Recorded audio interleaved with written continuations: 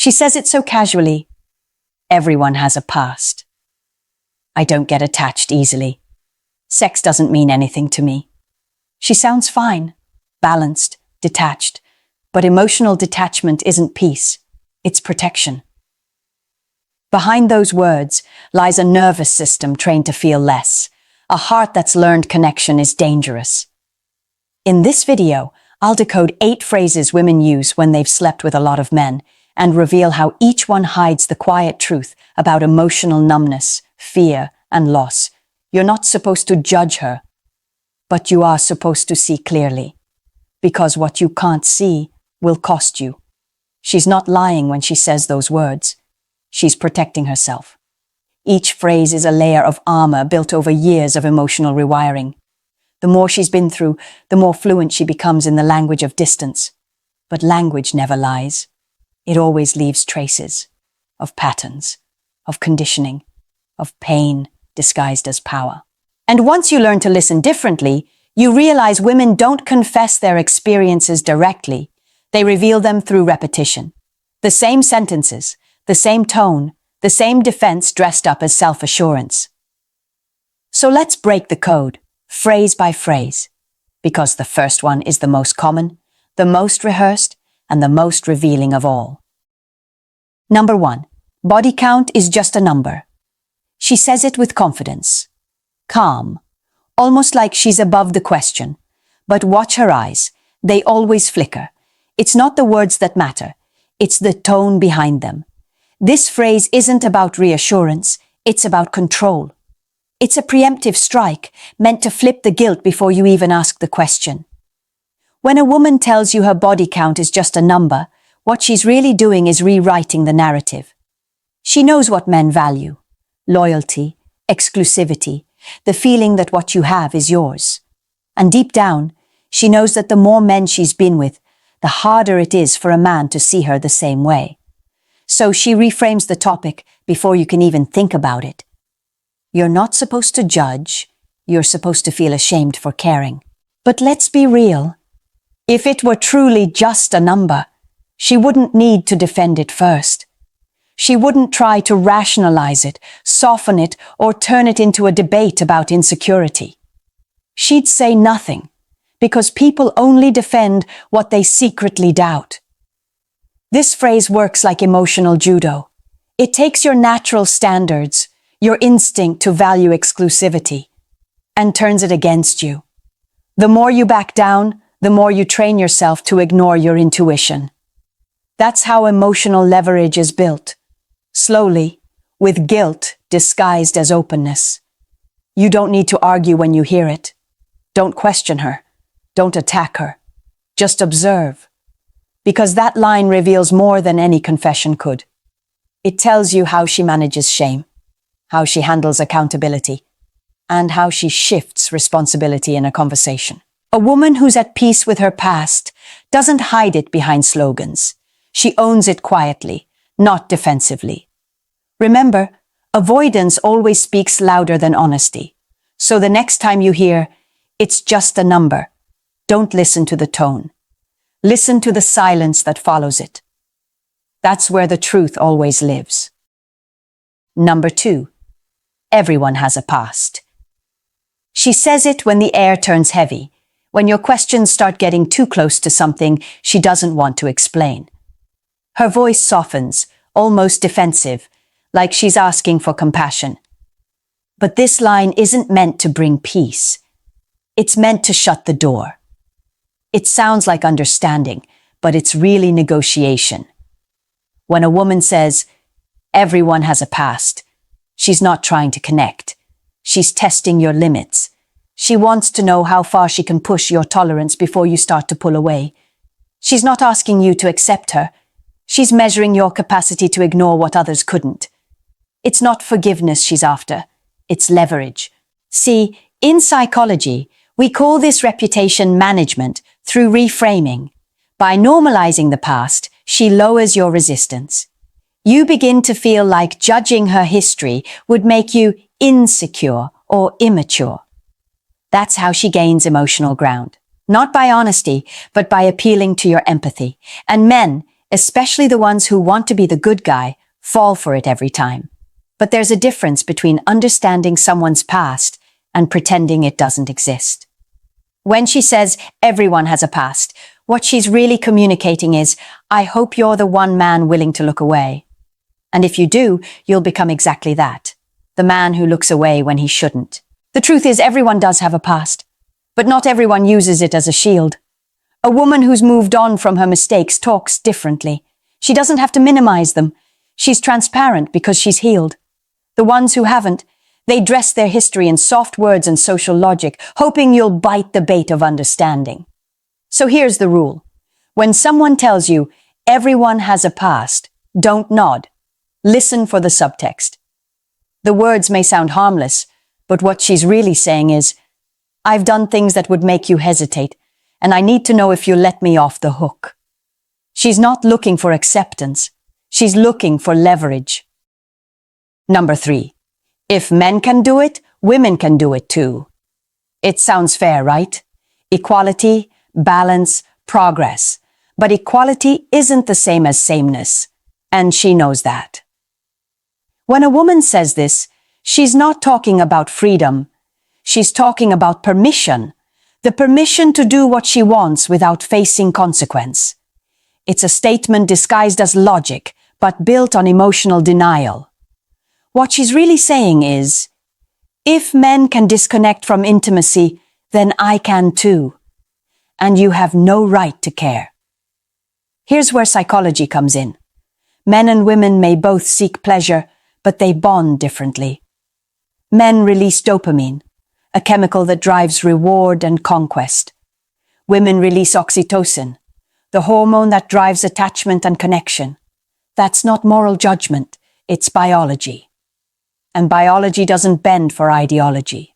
When she uses this phrase, she's not trying to mirror male behavior. She's trying to mimic emotional detachment. But imitation doesn't protect her from the side effects. Every time she treats intimacy like a transaction, she feels less. Every time she tries to match men's energy, she trains her nervous system to stop trusting emotional connection. And that's the real cost. Numbness disguised as liberation. It's a subtle form of rebellion, not empowerment. Because deep down, she doesn't want to be equal in indifference. She wants to prove she can play the same game and win. But in emotional economics, no one wins by disconnecting. They just lose slower. So when you hear that line, if men can do it, women can do it too. Don't get defensive. Just know what it means. It's not feminism speaking. It's fatigue.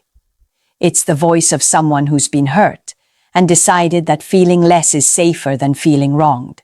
The truth. When someone argues for sameness in behavior, they're usually trying to justify imbalance in emotion. She's not mirroring men. She's mimicking detachment, and it's killing her ability to love deeply ever again. Number 4. I just like my freedom. She says it lightly, almost playfully. Maybe after you ask, where is this going? She smiles, shrugs, and tells you, I just like my freedom. And right there, most men hear independence. But what you should hear is distance.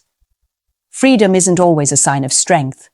Sometimes it's a defense mechanism, a polished way of saying, I don't want to be chosen because being chosen means being vulnerable. When she says she likes her freedom, what she's really expressing is fear, not of you, but of what commitment represents. Accountability, consistency, emotional exposure. She's been in relationships before, some controlling, some disappointing, and she's learned that commitment often comes with pain. So now she rebrands her avoidance as empowerment. It's not rebellion, it's residue. The residue of every time she's trusted and lost control. In modern dating, freedom has become a seductive lie. It gives the illusion of power, of having endless options, no attachments, no expectations. But psychologically, too much freedom becomes isolation wearing lipstick. It keeps her in motion, chasing attention instead of connection. She doesn't want love. She wants leverage, the ability to leave before being left. Here's the truth. When someone values freedom over intimacy, they're not independent. They're untethered. And untethered people drift. You can't build with someone who's constantly half out the door, scanning for a better offer. That's not empowerment. That's self-preservation masquerading as choice. She doesn't want freedom. She wants flexibility. Flexibility to come and go.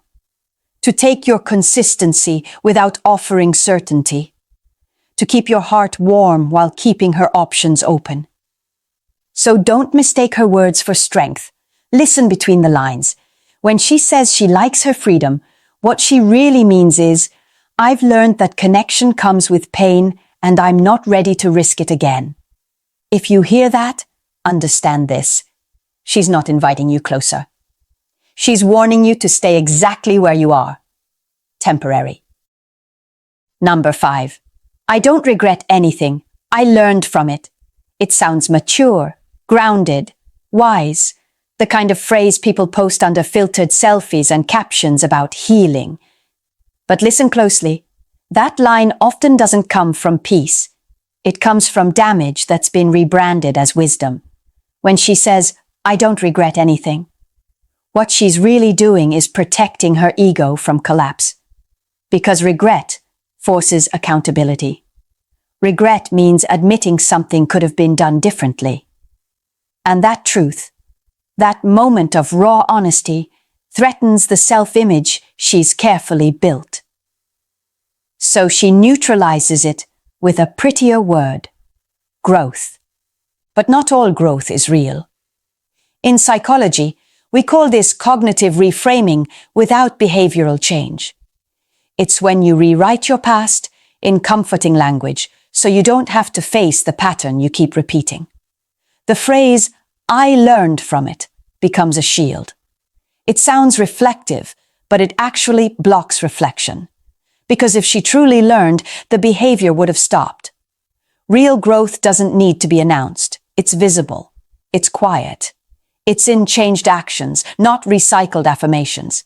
Yet she repeats this phrase because the act of saying it gives her relief. It allows her to avoid guilt while keeping her old coping mechanisms alive. She's not lying to you. She's still lying to herself. Growth isn't repeating chaos and calling it wisdom. Every man should remember that line. Because the woman who constantly reminds you how much she's learned from her past often hasn't learned at all. She's just found better language to disguise the lesson she avoided. And if you fall for it, you'll play the same role her last mistakes did. Validation disguised as a new start. So don't let poetic words blind you to behavioral truth. When someone says they don't regret anything, ask yourself, do their choices show evolution or repetition? Because regret isn't weakness, it's awareness. And the ones who deny it aren't enlightened.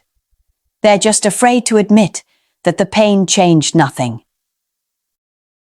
Number 6, I was just having a phase. You'll usually hear it after the chaos has passed, when she talks about her party years, her wild decisions, or the people she no longer mentions by name.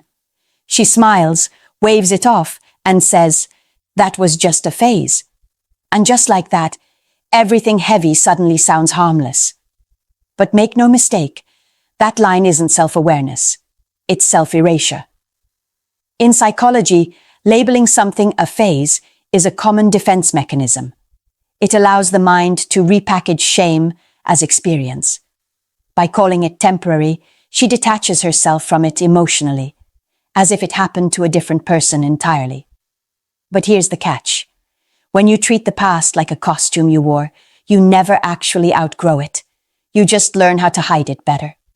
She didn't outgrow the phase. She just outgrew the attention. That's the truth most won't say out loud. Because what she calls a phase often wasn't random. It was a pattern. A period of searching for validation, for escape, for something to drown out the emptiness she didn't want to face. The lifestyle changed, but the hunger stayed. It just learned how to dress differently. When she tells you it was just a phase, she's not lying. She's rationalizing. She wants you to believe that what she did doesn't define her anymore. And maybe, on the surface, it doesn't. But the behaviors born in that phase, detachment, thrill-seeking, emotional avoidance, they don't disappear. They evolve. They become habits that show up in quieter ways later.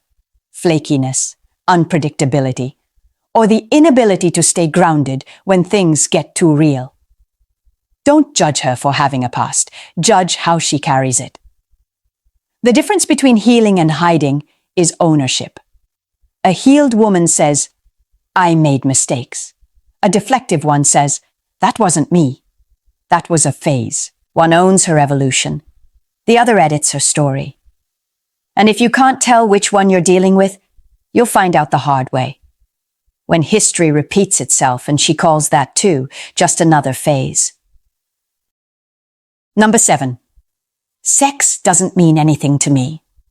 She says it casually, almost bored, like she's ordering coffee. Her voice doesn't shake.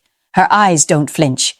You'd think she's confident, in control, but what you're really seeing is someone who's disconnected from her own body. When sex stops meaning something, that isn't empowerment. That's emotional shutdown.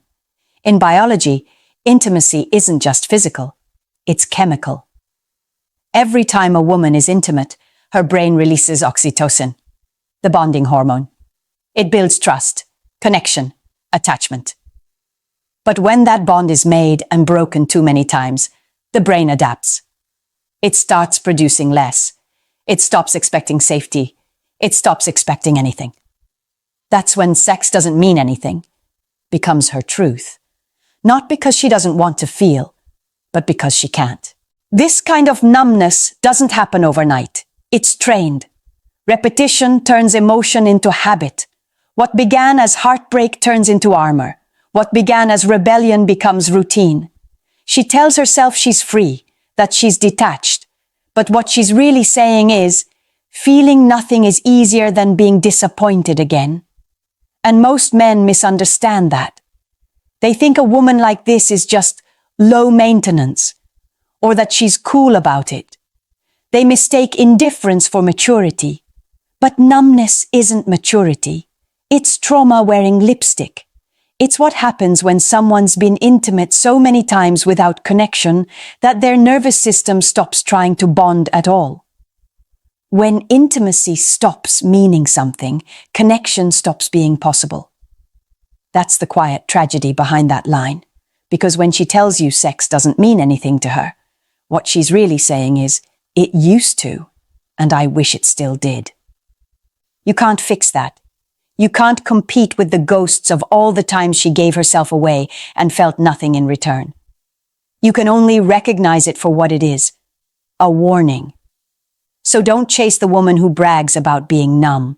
It's not a sign of confidence. It's a confession of loss. And once that kind of disconnection sets in, there's nothing left to bond with, only the memory of someone who used to feel. Number 8. I don't get attached easily. She says it like it's a strength. Controlled, collected, unbothered. But listen closely. That's not confidence speaking. That's exhaustion. When someone says they don't get attached easily, it sounds like emotional maturity. Like they've mastered their feelings, learned to keep boundaries. But most of the time, it's not discipline. It's depletion. You don't stop attaching because you've become wise. You stop because you've run out of something to give. Emotional detachment doesn't appear from nowhere. It's the final stage of burnout, the aftermath of too many false starts, too many broken connections, too many goodbyes said too late.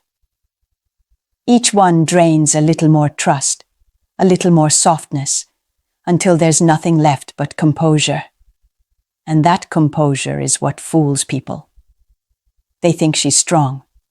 In reality, she's numb. In therapy, we call this defensive detachment, a subconscious way of staying safe by never fully showing up. It's easier to act indifferent than to risk being rejected again. So she trains herself to stay on the surface, to flirt but not feel, to engage but never invest. She believes she's protecting herself, but what she's really doing is starving the part of her that still craves real connection. She's not emotionally unavailable. She's emotionally emptied. That's the line that defines it. Because the woman who can't attach isn't avoiding love out of arrogance. She's doing it out of survival. She's been attached before, deeply, blindly, recklessly, and every time it ended with a part of her missing. So now she calls it strength to feel nothing. But it's not strength, it's surrender. If you're a man who meets a woman like this, understand something. You can't save her by loving harder. You can't restore what she's taught herself to suppress. Every ounce of energy you pour into trying will only drain you into the same emptiness she's mastered. When someone tells you they don't get attached easily, believe them. They're not warning you about who they are. They're warning you about what they've lost. They sound harmless, don't they? 8 simple phrases, words you've heard 100 times. But each one carries the residue of something deeper: guilt, denial, exhaustion, and fear. They're not just words. They're emotional fingerprints, proof of how experience rewires the way someone connects, detaches, and protects themselves. Most men hear these phrases and take them at face value. They think they're dealing with honesty, confidence, or independence. But what they're really hearing is self-preservation, the mind trying to survive its own history. Every phrase in this list hides a scar, and every scar tells the same story. Connection once meant pain. That's why decoding female psychology isn't about blame, it's about awareness. When you understand what these words actually mean, you stop reacting emotionally and start observing intelligently. You stop personalizing behavior that was never about you. And that shift from confusion to clarity is where your power begins. You can't save someone who's still loyal to their damage. You can't build something real with someone who's still defending their wounds. But you can recognize the patterns. You can listen for what's underneath the words. And when you do, you stop being the man who gets blindsided and become the man who chooses consciously. So remember this. Attraction without awareness is chaos. Awareness without boundaries is surrender. Your strength as a man isn't in how much you can tolerate, but in how clearly you can see. If you found clarity in this video, subscribe. Not just for the next lesson, but for the next level of emotional control. Because once you learn to read what's unsaid, you stop being played. You start leading. And from that moment on, no phrase, no charm, no disguise will ever control you again.